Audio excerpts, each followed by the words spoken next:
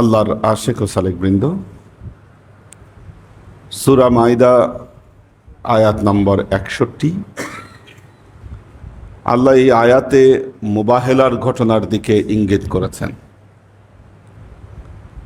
ইসলামের ইতিহাসের একটি গুরুত্বপূর্ণ ঘটনা মুবাহেলা, যেই ঘটনায় খ্রিস্টানদের সাথে আল্লাহ নবীর চ্যালেঞ্জ অনুষ্ঠিত হয়েছিল। নাজরানের একদল খ্রিস্টান আল্লাহ নবীর কাছে আসলেন, দেখা করলেন, বিভিন্ন বিষয় নিয়ে তারা কথা বলছিলেন। ওনারা বললেন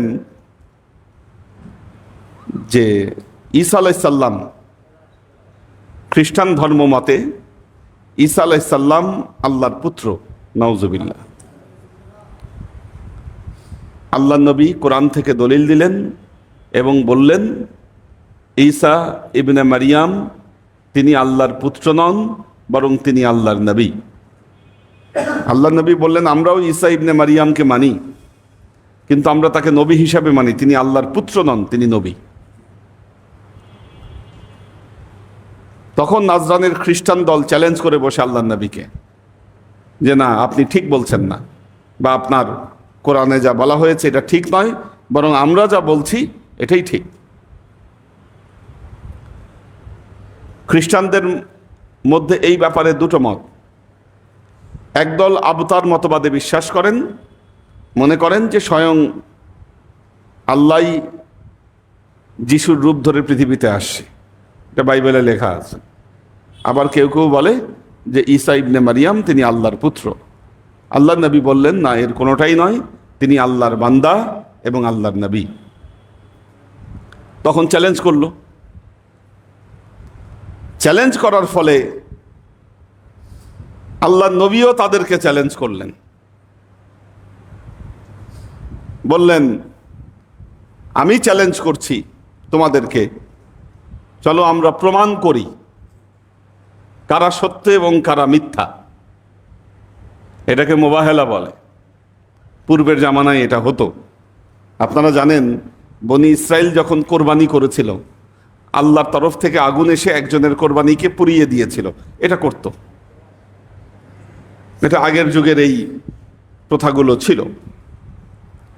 এখন আল্লাহর নবী বললেন আমি চ্যালেঞ্জ করছি তোমাদেরকে, চলো আমরা অমুক উপত্যকায় যাই, যাওয়ার পরে তোমরাও আসো, যারা মিথ্যাবাদী তাদেরকে আল্লাহ ধ্বংস করে দিবেন। ঘটনার দিন দেখুন আল্লাহর কালাম।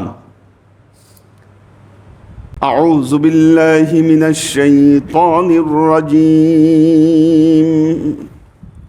বিসমিল্লাহির রহমানির রহিম। ফামান হাজ্জাকা ফীহি মিন বা'দি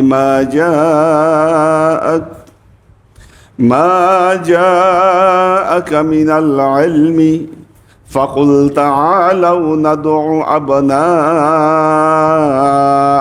وأبناءكم ونساءنا ونساءكم وأنفسنا وأنفسكم ثم نبتهل فنجعل لعنة الله على الكاذبين।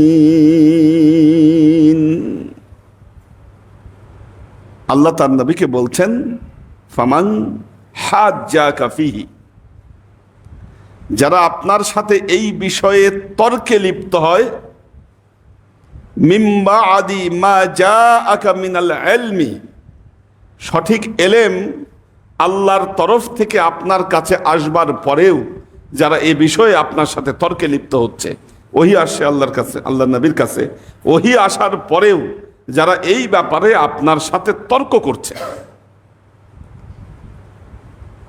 ফাকুল, আপনি তাদেরকে বলেন তাআলাও, তাআলাও নিয়ে আসো, চলো, নাদউ আবনাআনা, আমরা আমাদের সন্তান সন্ততিকে ডাকি।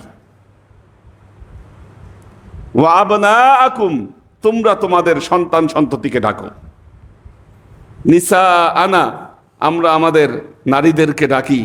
ওয়া নিসা আকুম, তোমরা তোমাদের নারীদেরকে ডাকো। ওয়া আনফুসানা, আমরা আমাদের কি নিজেদেরকে আমরা নিয়ে আসি। ওয়া আনফুসাকুম, তোমরা তোমাদের নিজেদেরকে নিয়ে আসো। সুম্মা নাবতাহিল, আমরা এই ব্যাপারে মোবাহেলা করি। সুম্মা নাবতাহিল ফানাজআল লা'নাতাল্লাহি আলাল কাযিবিন, যারা মিথ্যাবাদী তারা আল্লাহর লানতে ধ্বংস হয়ে যাবে। আমরা এই মোবাহেলা করি, আসো। তো যখন এই আয়াত নাজিল হলো, আল্লাহর নবী তাদেরকে চ্যালেঞ্জ করলেন। আল্লাহর নির্দেশ, তাআলাউ নাদউ আবনাআনা, আমরা আমাদের সন্তান সন্ততিকে নিয়ে আসি, তোমরা তোমাদের সন্তান সন্ততিকে নিয়ে আসো। ঘটনার দিন আল্লাহর নবী হাসান হোসেনকে রাখলেন। বাকিরা বের হতে চাইল, আল্লাহর নবী তাদেরকে বাধা দিলেন, বললেন কেউ আসবে না, কারণ এটা মোবাহেলা, এটা মোবাহেলা। কিঞ্চিত পরিমাণ দোষ ত্রুটিতে যারা জর্জরিত, তারা যদি মোবাহেলায় আসে, আল্লাহর লানতে তারা ধ্বংস হয়ে যাবে। তোমরা কেউ আসবে না। উনি শুধু হাসান হোসেনকে নিলেন। আবনা আনা ও আবনা আকুম, তোমরা তোমাদের সন্তান সন্ততি নিয়ে আসো। ওয়া নিসা আনা, আমরা আমাদের নারীদেরকে নিয়ে আসি। ওয়া নিসা আকুম, তোমরা তোমাদের নারীদেরকে নিয়ে আসো। নারীদের মধ্যে আল্লাহর নবী একমাত্র বেছে নিলেন খাতুনে জান্নাত ফাতেমাতুজ জাহরা রাদিয়াল্লাহু তাআলা আনহাকে। কি বাকিরা আসতে চাইলেও আল্লাহর নবী বাধা দিলেন। আনফুসানা, নফস, আনফুস। লাকাদ জাআকুম রাসূলুম মিন আনফুসিকুম আজিজুন আলাইহি মা আনিতুম হারিসুন আলাইকুম বিল মুমিনিনা রাউফুর রহিম। লাকাদ জাআকুম রাসূলুম মিন আনফুসিকুম, তোমাদের প্রাণের প্রিয় রাসূল। কি কাজেই এই যে আনফুস শব্দটা প্রাণ প্রিয়, কাজেই আল্লাহ নবী তার সর্বাধিক প্রিয় পাত্র হিসেবে যাকে বেছে নিলেন তিনি হলেন আলী কাররামাল্লাহু ওয়াজহা। মাওলা আলীকে তিনি বেছে নিলেন, অন্য কাউকে আসতে আল্লাহ নবী নিষেধ করলেন। কেন নিষেধ করলেন? কারণ এনারা ছিলেন মাসুম। মাসুম, মাসুম শব্দের অর্থ নিষ্পাপ। একটা কথা মনে রাখবেন, নবীরা মাসুম ছিলেন, নবীরা ছিলেন মাসুম। এটা আমাদের ঈমানের অংশ। নবীরা কোনো ভুল করতে পারে না, ঈমানের দাবি। একটা রেশনাল চিন্তা, মস্তিষ্ক প্রসূত চিন্তা।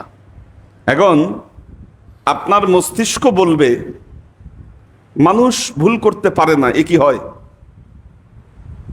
মানুষ মাত্রই ভুল আছে। কি এটা আপনার রেশনাল চিন্তা এটা আপনাকে বলবে না? মানুষ তো ভুল করতে পারে, ভুল হতেই পারে মানুষের। কারণ যখন হযরত ইব্রাহিম আলাইহিস সালামকে জিজ্ঞাসা করা হলো মূর্তি কে ভাঙছে, উনি কি বললেন? হ্যাঁ বললেন বড় মূর্তিরে জিজ্ঞাসা করো, ওর গলায় কুঠার। আবার যখন মেলায় সবাই ডাকলেন বললেন ইন্নী সাকিম, আমি অসুস্থ। কি ফারা ইলান নুজুম, ফাকালা ইন্নী সাকিম, বললেন যে না আমি অসুস্থ, আমি যাব না। বাহ্যত মনে হতে পারে যে না তিনি কেন মিথ্যার আশ্রয় নিচ্ছেন, নাউজুবিল্লাহ, কি আপনার ঈমান থাকবে না। মনে রাখবেন নবীরা মাসুম।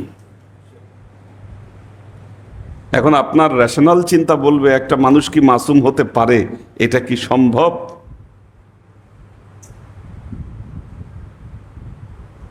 আপনার চিন্তা যদি আপনাকে এই কথা বলে, মনে রাখবেন আপনার চিন্তা, আপনার জ্ঞান নফস প্রভাবিত হয়ে আপনাকে ধোঁকা দিচ্ছে। কারণ আমাদের ঈমানের অংশ হচ্ছে নবীরা অবশ্যই মাসুম। হযরত ইব্রাহিম আলাইহিস সালাম বলেছেন ইন্নী সাকিম, আমি অসুস্থ। অবশ্যই কোনো অসুস্থতা ছিলেন, কারণ আল্লাহ পবিত্র কোরআনে বলেছেন কুল্লুম মিনাস সালিহিন, প্রত্যেকেই সালেহিনদের অংশভুক্ত ছিলেন। কাজেই নবীদের শানে এমন কোনো কথা বলা যাবে না। আমরা এরকম বহু কথা বলে ফেলি যা শানের রেসালতের প্রতি বেয়াদবি, এটা মনে রাখবেন। শানের রেসালত না বুঝলে আপনার ঈমানই থাকবে না। বুঝতে হবে আপনাকে শানের রেসালত। যেমন কিরকম, কতগুলো উদাহরণ দিই। আমরা সিনা সাকের কথা বলি। কি সিনা সাক? নবীজির সিনা সাক করা হয়েছিল মেরাজে যাওয়ার সময়, এবং সিনা সাক করার পরে দেখেন আমাদের বর্ণনা, আমরাই বলতেছি, আমাদের হুজুরাই বলতেছে, সিনা সাক করে ভেতর থেকে ধুয়ে মুছে আল্লাহর নবীর জীবনের আগের সব গুনাহ পাপগুলা ধুয়ে মুছে, কি বলা যাবে না এই কথা, এটা বেয়াদবি, এটা শানের রেসালতের প্রতি বেয়াদবি। নবী তো 40 বছর বয়সে হেরা গুহায় আমাদের নবীর উপর ওহী নাজিল হয়েছে। তার মানে এই নয় 40 বছর বয়সে তিনি নবুয়ত পেয়েছেন। কি এটা কিনা? কি 570 খ্রিস্টাব্দে জন্মগ্রহণ করলেন, 610 খ্রিস্টাব্দে ওহী পাইলেন। তার মানে এই নয় যে 610 খ্রিস্টাব্দে তিনি ওহী পাওয়ার পরে নবী হয়েছেন, তার আগে নবী ছিলেন না। কি এটাও শানের রেসালতের প্রতি বেয়াদবি, যা অহরহ আমাদের হুজুররা বলে থাকেন। কারণ আল্লাহর নবী বলেছেন কুনতু নাবিয়ান ওয়া আদামু বাইনার রূহে ওয়াল জাসাদ। আমি ওই সময়ও নবী যখন আল্লাহ হযরত আদমের দেহ বানিয়ে রেখেছে, ভেতরে রূহ ফুৎকার করে নাই, ওই সময় আমি নবী।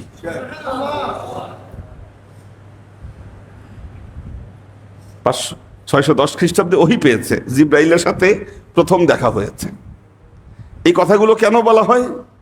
কেন বলা হয়? কারণ এটা দীর্ঘদিন ধরে এগুলো ইসরাইলি কারসাজি। ইসরাইলি কারসাজি এই কারণে, কারণ হলো কারণ হযরত ঈসা ইবনে মারিয়াম ওনারা দাবি করেন যে তিনি জন্ম হয়েছেন যখন, কি জন্ম হয়েছেন, মা মারিয়াম ওনাকে নিয়ে মানুষের কাছে আসলেন, মানুষ কথা বলতে শুরু করলো, তখন উনি বললেন কোলের শিশুকেই জিজ্ঞাসা করো তার কি পরিচয়। তখন তিনি বললেন আমি আল্লাহর নবী। কি আল্লাহ তার জবান খুলে দিলেন এবং তিনি বললেন যে আমি নবী।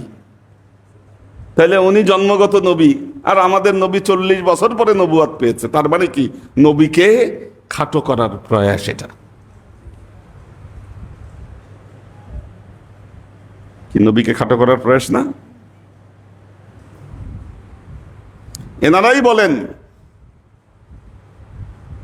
আপনি অবাক হবেন, আমাদের বড় বড় তাফসীর গ্রন্থগুলাতে মেরাজের রাতে আল্লাহর নবী আল্লাহর আরশ পর্যন্ত গিয়েছে, এই বর্ণনাগুলো বর্তমান আরবি তাফসীরগুলোতে নাই।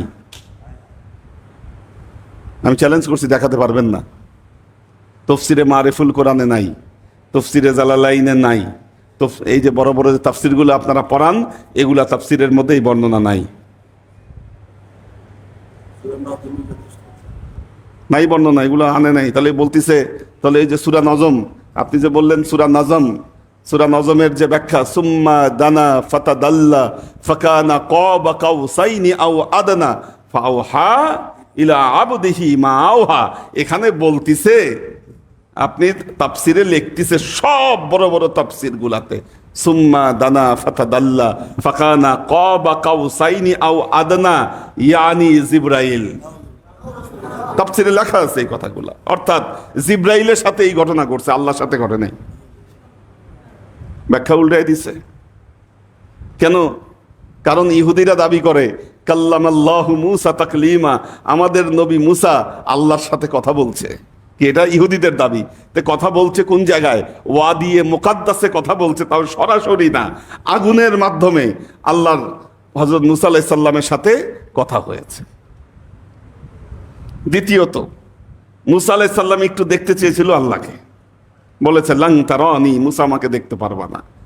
আর এইদিকে আল্লাহ আমার নবীর সাথে কথা বললেন, তার আরশে ডেকে নিয়ে গিয়ে কি বেহেজাব বেপর্দা তার সাথে সাক্ষাৎ দিলেন এবং আল্লাহর আরশে বসে তার সাথে কথা বললেন। এটা যদি মেনে নেওয়া হয় তাহলে প্রমাণ হয়ে যায় মুহাম্মদ মুস্তাফা সাল্লাল্লাহু আলাইহি ওয়াসাল্লাম সর্বশ্রেষ্ঠ। কি প্রমাণ হয় না? মনে রাখবেন। ঠিক তেমনি খেয়াল করবেন, আলে ইব্রাহিম, কি আলে ইব্রাহিম, আমরা নামাজে বলি আল্লাহুম্মা সাল্লি আলা মুহাম্মাদ ওয়া আলা আলে মুহাম্মাদ কামা সাল্লাইতা আলা ইব্রাহিমা, কি আলে ইব্রাহিম। আলে ইব্রাহিমের মর্যাদা পবিত্র কোরআনে বর্ণনা করা হয়েছে। পবিত্র কোরআনে আসছে আলে ইব্রাহিমের বর্ণনা, আহলে বাইতের বর্ণনা, ইব্রাহিম আলাইহিস সালামের। পবিত্র কোরআনে ওনাদের সম্মানের কথা বলা হয়েছে। কি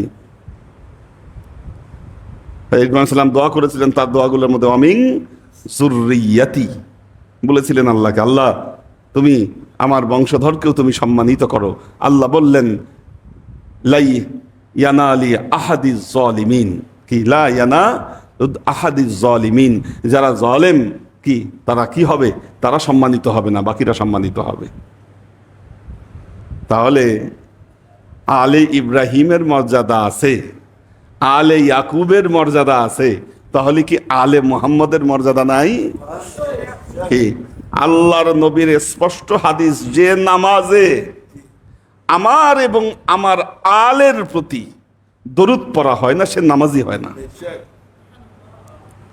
আমি জানি না আজকে আমাদের কিছু কিছু আলেম তারা এই ধরনের মন্তব্য করেছেন। তারা বলেন আমরা গাদিরে খুমকে বিশ্বাস করি, কিন্তু আমরা আজমতে আহলে বাইতকে বিশ্বাস করি না। আরে আজমতে আহলে বাইতকে যে বিশ্বাস করেন না সে তো কাফের, কারণ সে কোরআনের আয়াতকে সে অস্বীকার করলেন। কি কোরআনের শুধু এক জায়গায় না, বহু জায়গায় আজমতে আহলে বেইতের মর্যাদাকে বুলান্দ করা হয়েছে, যার মধ্যে একটা জায়গা হলো সূরা আলে ইমরানের 61 নম্বর আয়াত। কি আল্লাহ বহু জায়গায় নামাজে যাদের প্রতি দরুদ পড়া হয় তাদের সাথে বাকি মানুষের তুলনা চলে? কি পৃথিবীর কি আর কারোর প্রতি নামাজে বসে দরুদ পড়েন আপনি? কি নামাজে দরুদ পড়েন না? কার কার প্রতি পড়েন দরুদ? নামাজে কথা বললে নামাজ ভেঙে যায়, সালাম ফিরাই আমরা নামাজ ভাঙি, কিন্তু আমার নবী বলেছে আমার এবং আমার আলের প্রতি দরুদ এবং সালাম না পড়লে তোমার নামাজ অসম্পূর্ণ। কি নবীর প্রতি সালাম না দিলে নামাজ পূর্ণ হয় না, এটা বুঝতে হবে আপনাকে। আমরা প্রতি নামাজে নবীর আলের প্রতি আমরা কি করি? আমরা সালাম পৌঁছাই। আল্লাহর আশিক ও সালেক বৃন্দ, তাহলে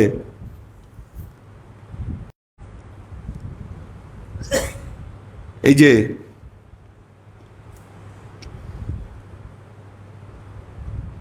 যখন ইন্নামা ইউরিদুল্লাহু লিইয়ুযহিবা আনকুমুর রিজ্জা আহলাল বাইত ওয়া ইতাহহিরাকুম তাতহীরা। প্রথমে সূরা শুরায়, সূরা আশ-শুরা আয়াত নম্বর 23, আল্লাহ বললেন, কুল লা আসআলুকুম আলাইহি আজরান ইল্লাল মাওয়াদ্দাতা ফিল কুরবা। আপনারা সূরা আহজাব খেয়াল করবেন, সূরা আহজাব পড়ছেন না? সূরাতুল আহজাব, খন্দকের যুদ্ধের প্রেক্ষাপট বর্ণনা করা হয়েছে সূরা আহজাবে। সেখানে আল্লাহ আরব জাতির মুখোশ উন্মোচন করেছেন। আল আরাবু আশাদ্দু নিফাক,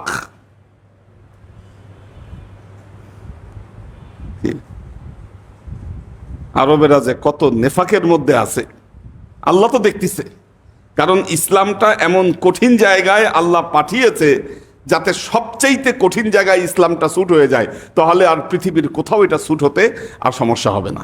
সবচাইতে ডেঞ্জারাস জায়গায় আল্লাহ ইসলামটাকে আগে সেট করে দিছে আরবে।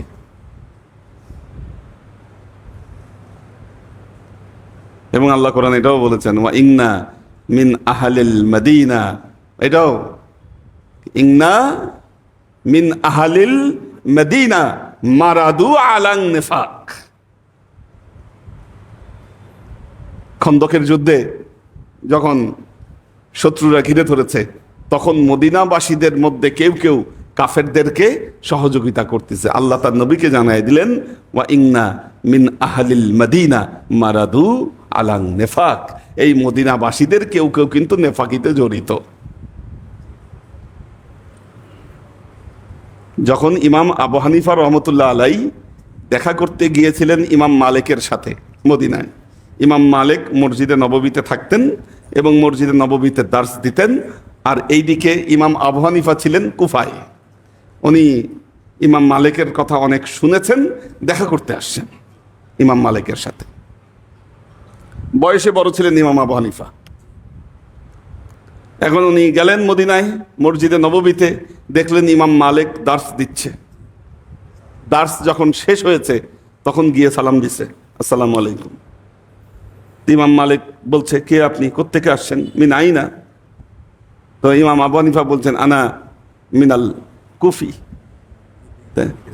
এখন কুফা শুনলেই, যেহেতু ইমাম হুসাইনের সাথে বেঈমানি করেছিল কুফাবাসী, কুফা শুনলেই ইমাম মালিকের মাথা খারাপ হয়ে যেত। উনি বললেন, আল কুফি লা ইউফি, কি কুফাবাসীরা বিশ্বাস রক্ষা করে না।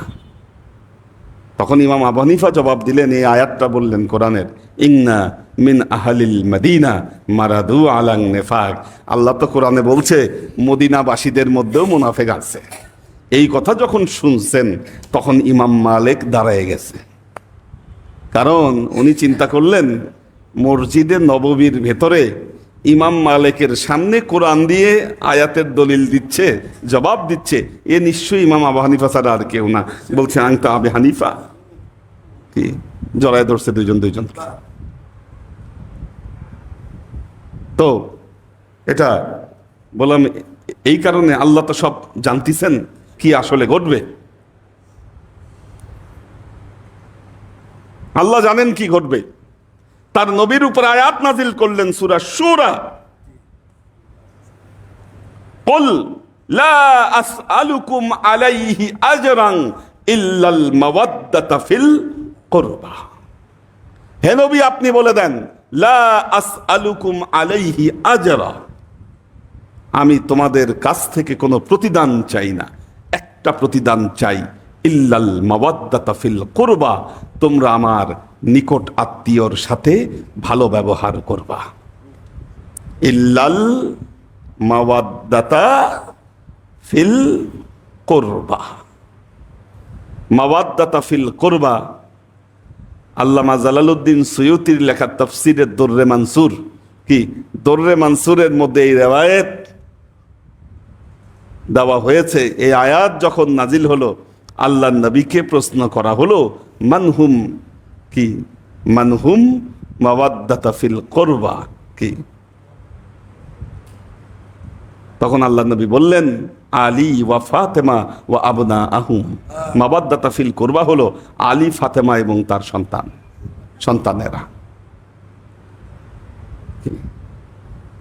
এখন বলবেন যে কেন, ওয়াই? আল্লাহ নবীর তো আরো স্ত্রীরা ছিলেন।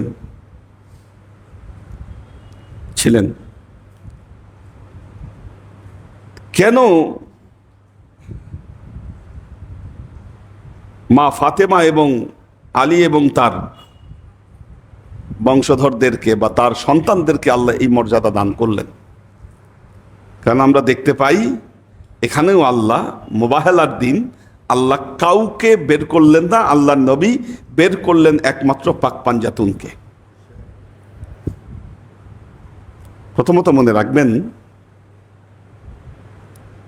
মা খাদিজার ঘরে জন্মগ্রহণ করলেন কে? ফাতেমাতুজ জাহরা।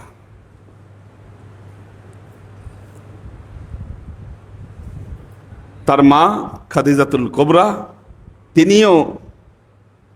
তিনিও হাশেমি বংশের মেয়ে ছিলেন। এবং আপনি জানেন ওরাকা বিন নওয়াফেলের চাচাতো ভাই। ওরাকা বিন নওয়াফেল ওই সময় বিখ্যাত আলেম এবং পুরোহিত, মানে বংশ পরম্পরায় ওনাদের বংশটা হলো ওই ব্লাডের।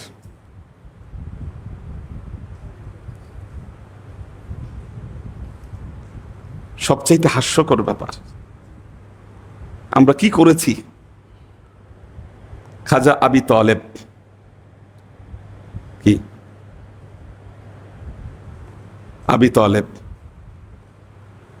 আবি তালেব কে ছিলেন?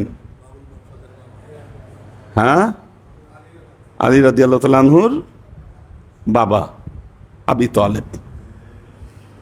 ওনারে কাফের বানাইছেন না আপনারা? কাফের বানিয়েছেন তো। সুন্দর গল্প লাগাই দিয়েছেন যে আয়াত কি, ইন্নাকা লান তাহদি মান আহবাবতা ওয়ালাকিন্নাল্লাহ ইয়াহদি মান ইয়াশা। ওনাকে বসতে দেন তো। ইন্নাকা লান তাহদি মান আহবাবতা ওয়ালাকিন্নাল্লাহ ইয়াহদি মান ইয়াশা। আপনি যাকে ইচ্ছা তাকে হেদায়েত দিতে পারবেন না, বরং আল্লাহ যাকে ইচ্ছা তাকে হেদায়েত দান করবেন। আমরা এটাকে জুড়ে দিয়েছি এটার সাথে। ইতিহাস কি বলে? আসলে ইতিহাস কি বলে? আল্লাহর নবীর বৈধ গার্জিয়ান কে ছিলেন? খাজা আবু তালেব। আল্লাহর নবীর বিয়েটা কে পড়াইছেন? বিয়ের খুতবা কে পড়াইছে? খাজা আবু তালেব। আল্লাহ নবীর বিয়ের খুতবা পড়িয়েছে। আচ্ছা, খাজা আবু তালেবের কথা বাদ দেন, আল্লাহর নবীর তো মা বাবাকেই জাহান্নামী বানায় ফেলছেন। তো আমি বলেছিলাম, যেই নবী তার মা বাবাকে জান্নাতে নিতে পারে না, এমন নবীকে ইত্তেবা আমরা কেমনে করব বলেন? নাউজুবিল্লাহ। কি নবীর মা বাবাকে জাহান্নামী বানায় ফেলছে? নবীর মা বাবা নাকি জাহান্নামী? কত বড় মূর্খ, জাহেল! কি তাহলে যখন ইসলাম আসে নাই পৃথিবীতে, তার আগে কি সত্য ধর্ম ছিল না? তারা তো প্রত্যেকে হানিফ সম্প্রদায়ের ছিলেন। হানিফেরা সবাই জান্নাতি। এবং আল্লাহ নবীর যে মায়ের যে কবর, ওখানে এখন কাউকে যেতে দেয় না। আমি আর প্রথম বছর গিয়ে ব্যর্থ হয়েছি, খুঁজে পাই নাই, যেতেই দেয় নাই ওখানে আমাদেরকে।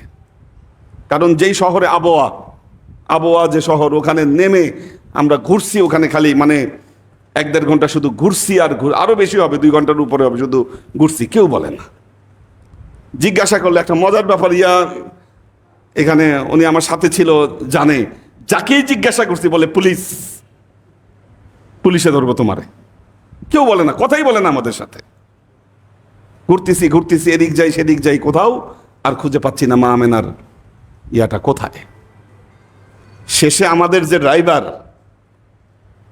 সে গাড়িতে উঠে যখন ফিরে যাচ্ছি তখন বলতিছে, আমি দেখাইতে পারি তোমাদেরকে, কিন্তু তোমাদেরকে নামাইতে পারবো না, কারণ ওখানে পুলিশের গাড়ি, মতোয়ার গাড়ি সবসময় থাকে, আমি নামাইতে গেলে তোমাদেরকে আমি নিজে বিপদে পড়বো। আমাদের ড্রাইভার, আমি বললাম আচ্ছা ঠিক আছে, তুমি আমারে তাই দেখাও, যাবার সময় তুমি দেখাও। পরে যাওয়ার সময় আমাদেরকে দেখাইলো, আমার কাছে ম্যাপ ছিল, সাথে সাথে গুগল ম্যাপে ওই লোকেশনটা সেভ করে ফেললাম। তার পরের বছর ওই যে ওনাদেরকে নিয়ে, ওই যে এনারা ছিলেন আমার সাথে, কে কে ছিল? উনি ছিল, আর কে ছিল? আর হাফেজ ভাই ছিল। আমরা গেলাম দ্বিতীয় বছরও আমাদেরকে ওইখানে নিতে সাহস পায় না। শেষ পর্যন্ত যে ড্রাইভার সাহেব আমাদেরকে নামায় দিয়ে উনি দৌড় পালাইছে, গ্রামে নিয়ে গাড়ি রেখে দিছে। ওইটার সাথে যে মসজিদ, ওই মসজিদও বন্ধ, মসজিদ ক্লোজ করে দিছে ওখানে, যেহেতু মানুষ ওখান থেকে ওখানে যায়, এই জন্য মসজিদও ক্লোজ। আমরা সন্ধ্যা পর্যন্ত অপেক্ষা করে যখন দেখলাম পুলিশের গাড়ি সরে গেছে, তারপর আমরা ওখানে উঠলাম, উঠে আমরা জিয়ারত করে আসলাম। হ্যাঁ, নবীর মা আমাদের, এই নবীর মারে কাফের বানাই দিচ্ছে, কি আজব। তো হযরত আব্দুল্লাহ, ওনার ইয়া ছিল আমাদের এখন যে বর্তমান যে মসজিদে নববী আছে, এই মসজিদে নববীর ভেতরেই সম্প্রসারণের সময় ওটা ভেঙে ফেলছে। তো খাজা আবু তালেব উনি যে ঈমান এনেছেন তার অসংখ্য প্রমাণ আছে। আবার এই জিনিসগুলিও আছে বানানো, যেগুলা বললাম আপনি সহিহ রিওয়ায়াতেই পাবেন খুঁজে, কিন্তু বোঝা যায় কোনটা বানানো। এবং কারণ আপনি ঘটনা প্রবাহগুলো দেখেন, যখন আল্লাহর নবী শিআবে আবি তলেবে হিজরত করলেন, সাথে কে ছিল সাথে? খাজা আবু তালেব। আজীবন আল্লাহর নবীকে ছায়া দিয়ে গেছেন, আল্লাহর নবীর বৈধ গার্জিয়ান তিনি। একমাত্র তিনি যদি হযরত আলীর পিতা না হতেন, ওনাকে হযরত আলীর পিতা না হলে ওনাকে এই ইলজাম নেওয়া লাগতো না যে তিনি কাফের ছিলেন।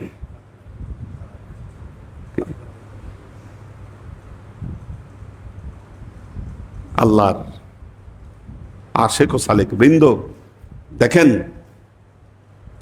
আমরা বিকৃত করেছি, ফ্যাব্রিকেটেড করেছি অনেক কিছু। আলে মোহাম্মদের উপর দরুদ না পড়লে আপনার নামাজ হবে না। বুঝতে হবে আলে মোহাম্মদ কারা। আলে মোহাম্মদ কারা? কোরআনের আয়াত আমাকে বলেছে, একটা কথা মনে রাখবেন, যিনি কোরআনের আয়াতকে অস্বীকার করেন তিনি যে কাফের বা তার কুফরির ব্যাপারে কোনো সন্দেহ থাকতে পারে, যিনি বলবেন যে না কোরআনের আয়াত এটা আছে কিন্তু আমি মানি না। কেন মানি না? কারণ আমার বুদ্ধি বিবেক এটা মানতে দিচ্ছে না।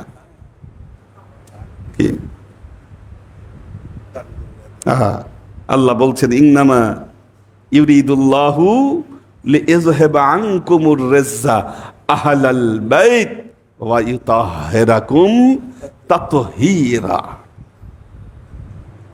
কি ইউতাহহির ওয়া তাতহীর? কোন রকম পঙ্কিলতা আপনাদের মধ্যে আল্লাহ রাখতে চান না। কি যেটা বলছিলাম, কেন সম্মান মা ফাতেমা এবং মওলা আলী এবং তার সন্তানদের, কোথায় তার আজমত, এই মর্যাদা কেন? কারণ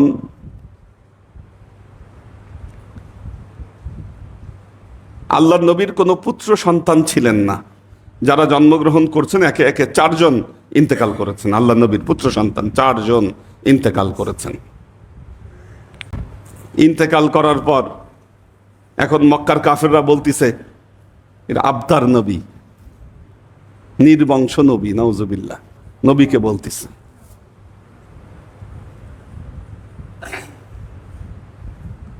এখানে আমরা আরেকটা কারবার করছি,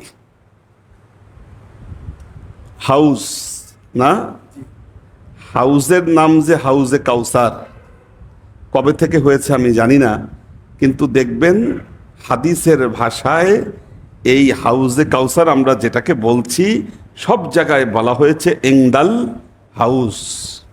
হাউস শব্দটা ব্যবহার করা হয়েছে কি। আর সূরা কাউসারে আল্লাহ বলছেন ইন্না আতাইনা কাল কাউসার, আমি তো আপনাকে কাউসার দিয়েছি। কোরআনের একটা সিয়াকুল কালাম, একটা বর্ণনা ভঙ্গি আছে কোরআনের। যেমন অনেক মানুষের অরিজিনাল নাম কোরআনে ব্যবহার করে নাই, তার মধ্যে সর্বোৎকৃষ্ট প্রমাণ আবি লাহাব। কি?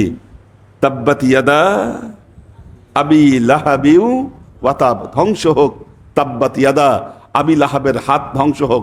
আবি লাহাবের নাম তো আবি লাহাব না, আবি লাহাবের নাম ছিল ভিন্ন, কিন্তু সে দেখতে অগ্নিবর্ণ ছিল, কি আগুনের মতো দেখা যেত, এজন্য তার নাম দেওয়া হয়েছে আবি লাহাব।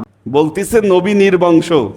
আল্লাহ তার নবীর উপর আয়াত নাজিল করে জানালেন ইন্না আতাইনা কাল কাউসার, নবী আপনি কেন মন খারাপ করছেন, আমি তো আপনাকে কাউসার দিয়েছি। কি কাউসার? কে কাউসার? ফাতেমাতুজ জাহরা।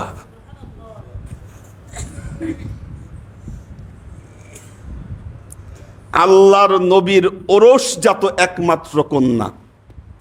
একটা মারাত্মক কথা বললাম, কথাটার ওজনটা বোঝার চেষ্টা করেন। কারণ বাকি যে নামগুলো আসে বয়সকাল এবং নবীর সাথে মা খাদিজার বিয়ে, কি এই দুটাকে মিলাইলেই প্রমাণ হয়ে যাবে ওনাদের যে বয়সে বিয়ে হয়েছে সময়কাল মিলে না। আমি মিলিয়ে দেখেছি তাই বললাম। আল্লাহর নবীর একমাত্র ওরসজাত কন্যা, এবং সূরা কাউসার প্রমাণ করেছে নবীর বংশধারা, কি সব মানুষের বংশধারা তার ছেলের মাধ্যমে, কি তার ছেলের মাধ্যমে তার বংশধারা বিস্তার লাভ করে। আল্লাহ তার নবীকে জানিয়েছেন এই সূরা কাউসার নাজিল করে, কি ইন্না আতাইনা কাল কাউসার, আমি তো কাউসার দিয়েছি আপনাকে, শুকরিয়া আদায় করেন। ফাসাল্লি লিরাব্বিকা, আল্লাহর প্রশংসা গীতিকায় লিপ্ত হন। আর কি করেন? অনহার, কোরবানি করেন। এই যে আকিকা করেন আপনি, অনহার। ইন্না শানিয়াকা হুয়াল আবতার, আপনাকে যারা আবতার বলছে, নির্বংশ বলছে, ওরাই নির্বংশ, আপনি না। তাহলে আপনি নির্বংশ নয়। কার কারণে?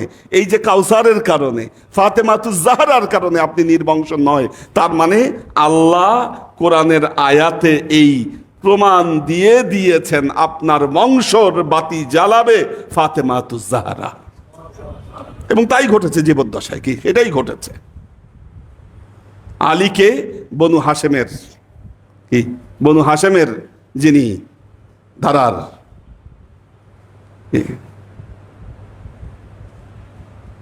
যার জন্ম হয়েছিল কাবা ঘরে। একটা প্রশ্ন আসে কিনা, প্রশ্নের জবাবগুলো আমি আপনাদেরকে দিচ্ছি। সাইয়্যিদাতুন নিসা ফিল জান্নাহ কে? কোনো সন্দেহ নাই, জান্নাতে নারীদের সর্দার। সাইয়্যিদাশ শাবাব ফিল জান্নাহ কে? আল হাসান আল হুসাইন। কি এখন সাইয়্যিদাশ শাবাব, জান্নাতে কোনো বুড়া লোক যাবে না, যাবে সব জওয়ানরা, 25 বছর বয়স হবে সবার সমান। কি তাহলে মা ফাতেমা হলেন জান্নাতের নারীদের সর্দার, হাসান হোসেন হলেন পুরুষদের সর্দার। তাহলে আল্লাহর নবী কই যাবেন আর মাওলা আলী কই যাবেন বলেন? কি ওয়াবআসহু মাকামাম মাহমুদানিল্লাযী ওয়া'আদা, কি আপনি মাকামে মাহমুদায় তাকে অধিষ্ঠিত করেন যার ওয়াদা আপনি তাকে দিয়েছেন। কোথায় দিয়েছে ওয়াদা? অমিনাল লাইলি ফাতাহাজ্জাদ বিহি নাফিলাতাল লাক আসা আইয়াবআসাকা রাব্বুকা মাকামাম মাহমুদা। আল্লাহ আপনাকে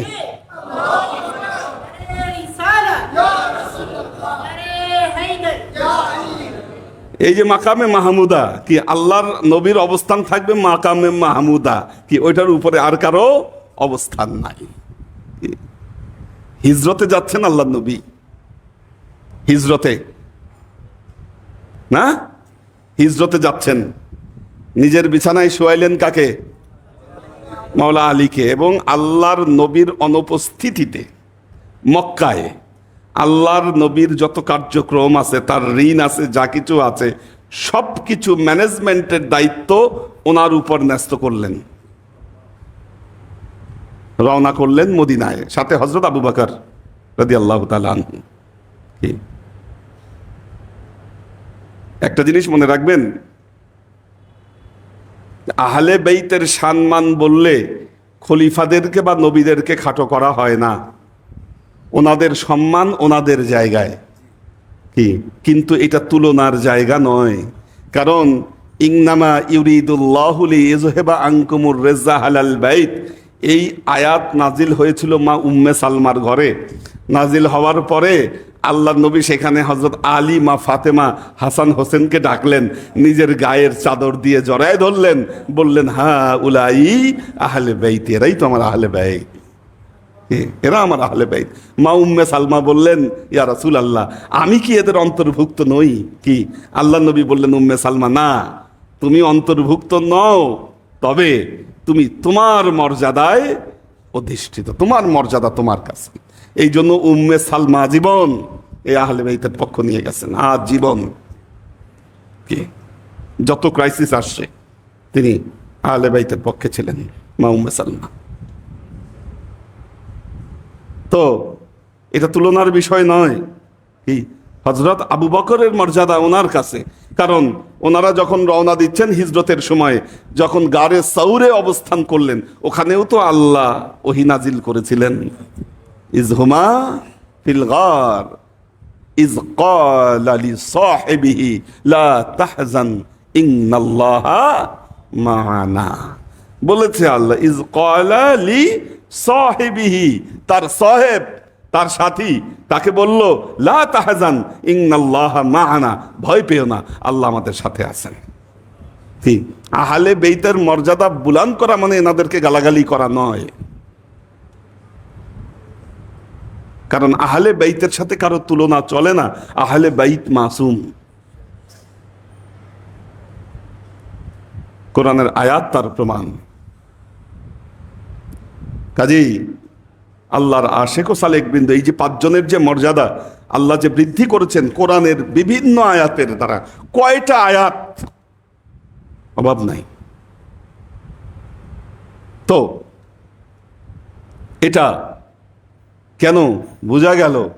এটা আল্লাহর ইচ্ছা। মাওলা আলীর কথা বলছিলাম, হিজরতের সময় কি আল্লাহ নবীর বিছানায় ওনাকে রেখে আসছেন, মক্কা থেকে মদিনার দিকে যাচ্ছেন, আল্লাহ নবী দোয়া করতেছেন। কি দোয়া? রাব্বি আদখিলনি মুদখালা সিদকিন ওয়া আখরিজনি মুখরাজা সিদকিন ওয়াজআললি মিন লাদুনকা সুলতানান নাসীরা। আল্লাহ, আপনি আমাকে পরিপূর্ণভাবে প্রবেশ করান মদিনায়, মক্কা থেকে পরিপূর্ণভাবে বের করে দেন। আর আল্লাহ, আপনি আমার তরফ থেকে, আপনার তরফ থেকে আমাকে একজন সুলতানান নাসিরা দান করেন। সুস্পষ্ট হাদিস আছে, এই সুলতানান নাসিরা ছিলেন মাওলা আলী কাররামাল্লাহু ওয়াজহা। কি সুলতানান নাসিরা। দুঃখের বিষয় হলো আমরা আজকে এই আলোচনাগুলোকে কবর দিয়েছি। কেন কবর আজকে দেওয়া হয়নি? কবর দেওয়া হয়েছিল ১৫০০ বছর আগে। আপনি কিভাবে আশা করেন যেই সময়ে মসজিদের মেম্বারে দাঁড়িয়ে মা ফাতেমা, হযরত আলী এবং হাসান হোসেনের নামে গালাগালি করা হয়েছে, সেই সময়ের লোকেরা, সেই সময়ের হুজুরেরা, সেই সময়ের খতিবেরা এই মাওলা আলী আর পাক পাঞ্জাতুনের সম্মান বর্ণনা করবে? কি ১০০০ বছর, পুরো ১৫০ বছর উমাইয়া শাসন আমলের এই রেওয়াজ ছিল। খলিফা ছোট ওমর এসে বন্ধ করছিলেন, এটা ওমর ইবনে আব্দুল আজিজ সে বন্ধ করেছিলেন। ঐতিহাসিক সাক্ষ্য এটা। তাহলে আপনি কিভাবে আশা করেন যেই সময়ে মেম্বারে এনাদেরকে গালাগালি করা হয় ওই সময়ে এনাদের সম্মান বর্ণনা করা হবে? ওনাদের শান মান যা কিছু ছিল এগুলোকে কবর দেওয়া হয়েছে, কবর থেকে এখন পর্যন্ত তোলা সম্ভব হয় নাই। আমরা যারা তুলতে চেষ্টা করছি এখন কি আমাদেরকে বলতেছে আমরা শিয়া। আরে বাবা, শিয়া কারা? এটাও আল্লাহ কোরআনে বলে দিছে। কারা শিয়া? কি কোরআনে বলে নাই আল্লাহ শিয়া কারা? ইন্নাল্লাযীনা ফাররাকু দীনাহুম কানু শিয়া। শিয়া হচ্ছে তারাই যারা দিনের মধ্যে এই ফেরকাবন্দি করে। এই যে কথায় কথায় ও শিয়া, ও সুন্নি, ও অমুক, ও তমুক, এইভাবে যারা উম্মতকে ভাগ করতেছে এরাই হলো শিয়া। এই কট্টরপন্থী ফেরকাবন্দি যে আলেমগুলো আছে এরাই হলো প্রকৃত শিয়া। এটা আমার কথা না, এটা কোরআনের কথা, আল্লাহ বলেছে। এবং আল্লাহ বলতেছেন আবার কুল্লু হিজবিন বিমা লাদাইহিম ফারিহুন। এই প্রত্যেক দল তার নিজের মতামত নিয়ে সন্তুষ্ট, এরা আনন্দ করতেছে, খুবই মজায় আছে। আপনি শিয়া বলে যদি গালি দেওয়া হয় এদেরকে গালি দেওয়া উচিত, এরা প্রকৃত শিয়া। এবং এই যে আহলে বেইতের সাথে সাহাবীদেরকে তুলনায় নিয়ে আসা হচ্ছে, এটা মনে রাখবেন আজমতে শানে আহলে বেইতের কি বেয়াদবি। এটা আমরা যেমন নবীর শানে বেয়াদবি করেছি অনেক, আল্লাহ আমাদেরকে তৌফিক দান করুন। মোবাহেলার ঘটনা প্রমাণ করে, এটা শানে আহলে বাইতকে প্রমাণ করে, কারণ ওই দিন আল্লাহ নবী আর কাউকে সাথে আনতে দেন নাই। যে নাজরানের খ্রিস্টান পাদ্রী ছিল সে পরবর্তীতে ইসলাম কবুল করেছে, নাজরানের। এবং উনি ওনার বর্ণনায় বলেছেন ওই দিন খ্রিস্টান পাদ্রীরা কেউ ঘরের দরজা খুলে নাই। প্রধান যে পুরোহিত ছিল সে বলেছে খবরদার কেউ তোমরা ঘরের দরজা খুলবা না, বের হবা তো দূরের কথা, দরজা জানালা সব লাগাই দাও। কেন? কারণ তখন যেই সময় এই মোবাহেলার ঘটনা ঘটে, তো প্রথমে আল্লাহর নবী, তারপর মাওলা আলী কি হাসান হোসেনকে কাঁধে নিয়ে কি যাচ্ছে, এবং উনি বলছেন যে আমি ওনাদের চেহারা দেখে আমার মনে হচ্ছে ওনাদের চেহারা থেকে যেন নূর টিকরায়ে বের হচ্ছে। আমি ওনাদের চেহারা দেখেই আমার মনের মধ্যে এই ইয়াকিন হয়েছে যদি আমরা আজকে বের হই আল্লাহর লানতে সত্যি ধ্বংস হয়ে যাব। কি ওনারা আসেও নাই, বেরো হয় নাই, দরজা জানালা পর্যন্ত খুলতে দেয় নাই। খবরদার। এই পুরোহিত সে পরবর্তীতে ইসলাম কবুল করেছে।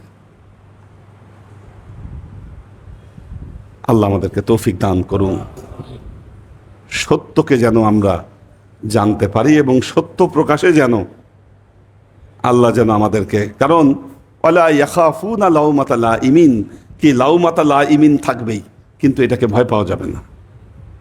সত্য সত্যের জায়গায় উদ্ভাসিত।